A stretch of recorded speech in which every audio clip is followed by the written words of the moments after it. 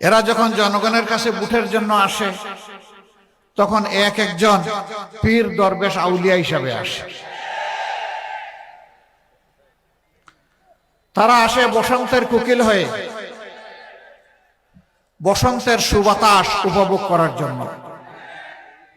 ইলেকশনের সময় এসে উন্নয়নের একদম গঙ্গা পদ্মা তারপরে সুরমা কুশিয়ারা বয়ে দেয়।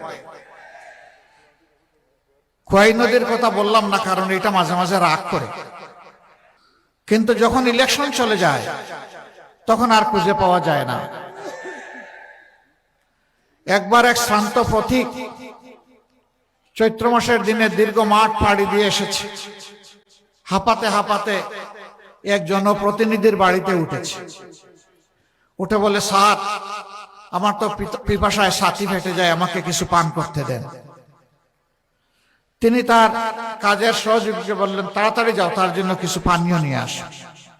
ওই বেচারা এক জগ ভর্তি পানি আর একটা গ্লাস এনে সামনে দিয়ে বলে যে আপনি পান করেন। এখন সে পান করে না। তিনি জিজ্ঞেস করলেন যে এত সময় আপনি বললেন ছাতি ফেটে যাচ্ছে, এখন পানি সামনে জগ ভর্তি পানি গ্লাস আছে, আপনি পান করছেন না কেন? কই, স্যার, এত বড় মাঠ পাড়ি দিয়ে 14 মাসে আসছি এই পানি পান করার জন্য।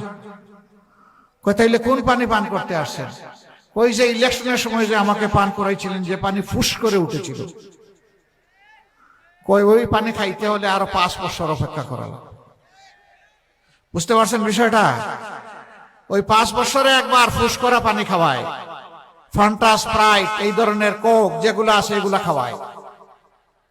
ওই সময় বলে যে যার দিকে তাকায় বলে যে আপনারে তো আমার ভাইয়ের মতো লাগে।